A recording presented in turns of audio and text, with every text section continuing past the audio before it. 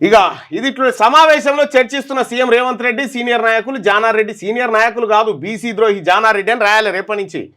అణగారిన వర్గాల అభ్యున్నతితోనే సమాజంలో మార్పు, అందుకే అప్పట్లో మావోయిస్టులతో చర్చలు. సీఎం రేవంత్ రెడ్డితో అనుభవాలను పంచుకున్న జానారెడ్డి ఈయననట జానారెడ్డి గారు హోంమంత్రిగా ఉన్నప్పుడు మావోయిస్టులతో చర్చలు జరిపిన మాట వాస్తవం. జరిపిన తర్వాత చర్చలకు పిలిచి ఎంతమంది మావోయిస్టులను ఊచకోత గోయించాడు జానారెడ్డి, ఎంతమంది మావోయిస్టులను పిట్టల్లాగా కాల్చి పారేసాడు జానారెడ్డి హోంమంత్రిగా ఉన్నటువంటి సమయంలో.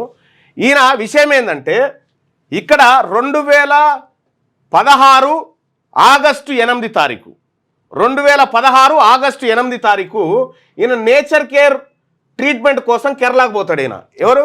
జానారెడ్డి నేచర్ కేర్ ట్రీట్మెంట్ కోసం కేరళకు పోతాడు. ఆ కేరళకు పోయి కేరళ నుంచి ఒక ఆపరేషన్ చేస్తాడు. ఆ ఆపరేషన్లో నయీం ఇక్కడ ఖతమవుతాడు. నయీంను అడ్డగా పెట్టుకొని అత్యధికంగా సంపాదన దోపిడీలకు తెగబడ్డది జానారెడ్డి. ఇంకొక రెడ్డి కూడా ఉండు.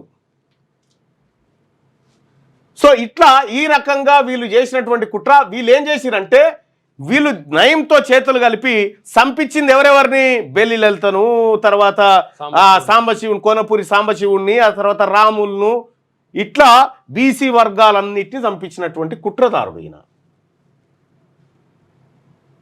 ఈయన దగ్గరికి పోయి ఆ సిపాయి దగ్గరికి పోయి ఈయన సలహాలు సూచనలు.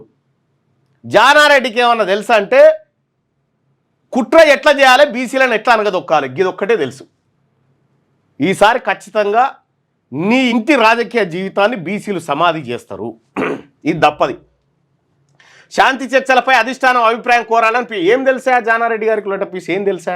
గివే కదా ఆయన చరిత్ర అంతా, గిదేనా కుట్రలు కుతంత్రాలు. ఇంకా చెప్పరాని విషయాలు అనుకోరాదు రే జానారెడ్డి గారి గంత మనిషి. ఇక జానారెడ్డి కొడుకులకు రేవంత్ రెడ్డి గారు చాలా రోజుల నుంచి పరిచయం, చాలా రోజుల నుంచి.